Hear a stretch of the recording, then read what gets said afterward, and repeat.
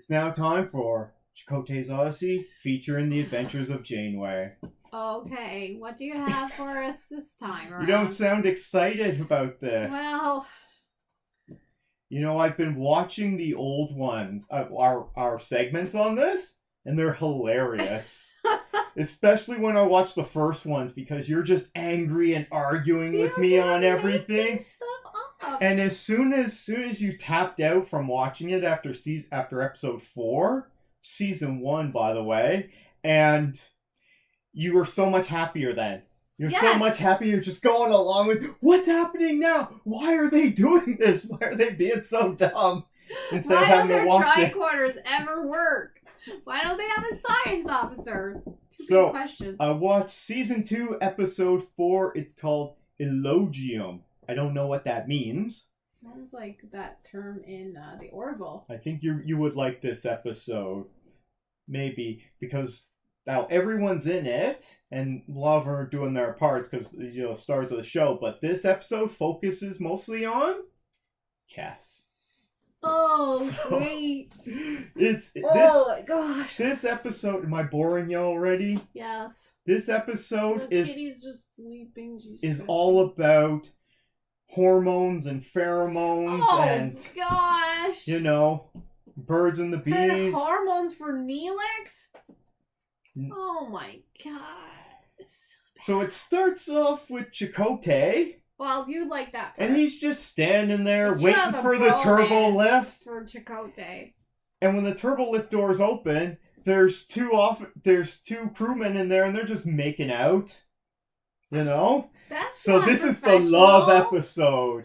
Yeah, but they're out in the middle of space. They're away from home. They're on ship. They're not supposed to do that on ship. This is like Starfleet here. It's not like they're getting a lot of shore leave. They don't get to go home and see their relatives. They land at every second planet. They can find some waterfall or something to go land at. So Chakotay's not too impressed. No. And they're just like, oh, we were just, hanging out and doing nothing. He's like, yeah, I can see that. Well, I'm glad he rubbed their knuckles. He dismisses them, gets in the turbo lift, and then who shows up? It's Cass. Shows up with pretty boy Tom Paris. They're not supposed to be together. No, he's helping her carry the vegetables that she's growing because they gotta take them to the mess hall. Oh, she's back to that job. I guess. This is only the first reference to it since she got the job in like the 3rd episode. Right. I think a lot of the writers forgot what... They all gave her different jobs. She's such a bad character. They don't know what to do with her. So they bring up these pots and they're picking lettuce, right? It's lettuce that they're bringing up to Neelix in the mess hall, and he's there cooking away. And Tom Paris is just being nice to Cass. And Neelix gets really jealous. Right. And he gets all pissy. Even though Tom Paris doesn't do anything, he's just like, hey, she thanks him, and he's like, hey, glad to help, no problem, right? And then he smiles and walks away. And Neelix is like, what the? How dare he? So he throws a little tiff. Right. And Cass has to put up with this crap from him because he's just throwing a temper tantrum. Which then he apologizes for 5 minutes later in the next scene. I was sleeping already. But the side story is, as they're flying along to the Alpha Quadrant, they come across, it's, what's his name there, Mr. Perfect Hair, Harry Kim, comes up with, he's like, Captain, there's a magnetic disturbance off the port bow. And they go towards it. Let's check out the magnetic disturbance! Why? With no science officer and tricorders and sensors that don't seem to work. Because they could get some power or something. Every time they do one of these things, they lose power. And they're almost crashing the ship every time. So they go to investigate, and there's this anomaly, this magnetic disturbance really in space, and we're gonna stay our distance. Right. And they're scanning it. Right. Did they probe it? No. They didn't send a probe, but as they scan it, they find out that this magnetic disturbance is caused by all these alien creatures in space. And they're in a swarm, and they're all just flying around. It's like these weird... flies. They're like slug creatures. They're like space slugs flying around there. Space. Yeah, exactly. So they come across it, and this is amazing. Life forms that can survive in the vacuum of space. Yeah. All right. It's difficult. So they have to investigate it. But what happens is, as they're investigating it, the magnetic disturbance that they create pulls them in, and they're trying to get out. They went towards it. So they get sucked into this big swarm. Not surprised. And it's like draining their power. Right. And they have to figure out how to get out of there. Right. They've already done this so many times. So while they're figuring this out, this magnetic disturbance is affecting, guess you know who? Oh, it's Cass. Cass. She's really sensitive because of her telepathic abilities that she doesn't use properly. Yeah. So the space elf is really awed by this, and this puts her into heat. Oh my god. And she gets all sweaty and got bad eyeliner. Isn't she sweating in another one recently? Yeah, but everyone was because they warmed up the ship. That was to fix the bio cells. You remembered that. Get sweaty. Anyway. Okay, so she goes into heat, and they make her look like she's a meth head or something. Oh my god. And because her species only live for a few years, once she goes into this, she can only go through it once. It's like the Pomfar. So suddenly she has to tell Neelix, the love of her life, that they gotta have a kid now or she'll never get to have a kid. Another cat. Oh, great. And so he just throws this on him after he apologizes for being for throwing a fit earlier. This already. They're in a very serious relationship. I mean, they're together by themselves on this ship full Apparently of people. not, because he's taken it back. He just never thought about it, but he's taken it back like any guy would be. He's interested in making soup. Because Kes has come to him and it's like, we're gonna have a baby now because it has to be now. And he's like, really? Right now? Today? Does she have to make up? Anyway. So never mind. So she's got like 48 hours. So he's like, that's good. I can sleep on it and think about it. So he thinks about it.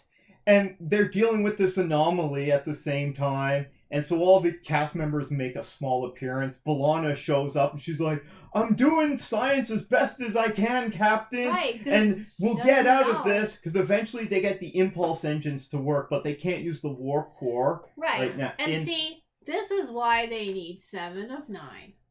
Because they have no one that knows anything about science in the whole ship other than Janeway, who seems to know everything about everything. She just takes credit for everyone else's idea. I thought the same thing. That's what she always says. I was thinking the same thing. Was she?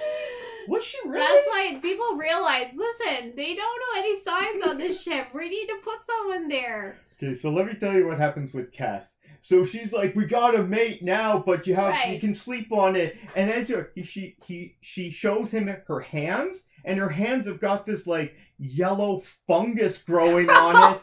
And they have to hold hands for a long time for the mating process to work. They have to hold hands. Like, what? This is like Voyager level, like, intimacy. Remember, she's a space elf, right? But she's like a human person. Anyway, it's kind of gross. She's all sweaty and she looks like a meth head, and she's got this yellow fungus goo on her hands. After that, they realized we need some female, like, we need someone that looks good and people aren't going to throw up. And we need a science officer, so therefore 7 of 9 came along. So Neelix goes off and thinks about it, and you know who he goes to talk to about it? Mr. Father of the Year, Tuvok. Because he's got 4 kids, apparently. Well, he always says that. It's the Ponfar, right? That's what the Klingons, the Vulcans do.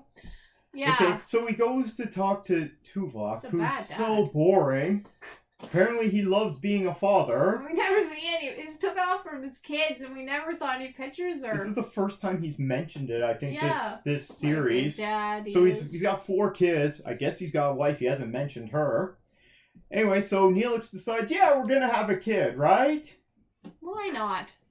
Lost in space. Yeah, she has to first do this ritual with the doctor. That's how he shows up. She really likes the doctor, but he's not real, so she has to pick Neelix instead. But they have no, you would like this ritual. The doctor could put it and make it in a little test tube. It's supposed to be her parents do this ritual with her, but because her parents aren't there, she has to get the doctor to do it. She ran away from everyone. And the ritual is he has to rub her feet. Okay? Give her a foot massage until her tongue starts to expand. This is really gross. What is this nonsense? So this is hilarious. I'm watching this. Like really bad. Like it was supposed to be like a raunchy episode. Meanwhile, the ship is stuck in this swarm blob of all these alien right, and leeches. what are they doing to Then the they ship? start to attach themselves to the ship, right? Wrong. It's almost like a mating thing. Yeah, And then yeah. this giant slug one comes out and starts smacking the ship around. So they start smacking it back. That doesn't seem They wise. fly the ship and ram it. Poking the bear. And so apparently this is like a sex ritual for these space aliens. It's their mating rituals. Oh my So gosh. they're like, why don't we just be docile? Okay, so they roll the ship over. We're playing dead, and they just float out. And then Kes can't have a kid because they get away from the magnetic disturbance. Oh, she's not in her bonfire Meanwhile, anymore. the whole time while they're stuck in this thing and this crap is happening with Kes, Neelix he gets thrown out of sickbay because he's bothering the doctor so much. Right. And then immediately after he gets thrown out, he calls up Janeway and he's like, I gotta talk to you about this, but she's trying to deal with this being sucked into this swarm. Really, if you look at it, Neelix likes Janeway better than he does Kes, and Kes likes the doctor better than she does He makes the Neelix. captain of the ship leave this situation. Okay? It's like, Chakotay, you're in charge right now, while she goes to look after Kes because Neelix is complaining and being kind of a bitch. I mean... Oh, well. So they get out. She doesn't have a kid, but we do Okay. see a new character. We see Ensign Joanne. Oh, she's going to get killed next Okay. episode. No, so she's in it at the beginning, and then she's in it at the end. Oh. Because she's like, Captain, she's pregnant. Okay? Because the Voyager was only supposed to be out 3 weeks. Oh, it's Ensign Joanne. Yeah. So Ensign Joanne there is pregnant So yeah, and kids got on pregnant before they left, and they was only supposed to be out for 3 weeks, right? Dang. And now she's out stuck in the Delta Quadrant. And Chakotay and Janeway have this whole conversation about, is this appropriate, like you were saying, these officers making out in their uniform on the ship? And she's just like, look, this is our only community. These are the only people we have. We have to interact with each other. But not in the ship in public. And then they have a conversation about, we're going to need to, like, replace crew members, like, multiple generations in order to get back to Earth. If they don't lose all their power to anomalies and space swarms and crap. And they keep on diverging off the path. So, yeah, and they're like, let's check out that planet. No, let's help out this civilization. Distracted. Like, as soon as they mention magnetic disturbance, it's like, set a course for it. It's so dumb. I had a fun time with it. And yeah, it was a little bit gross, but it's still funny. Star Trek tries to do sex, and this is what you come up with. Goo and swollen tongue. Yep, and that was another episode of Chakotay's Odyssey featuring the adventures of Janeway.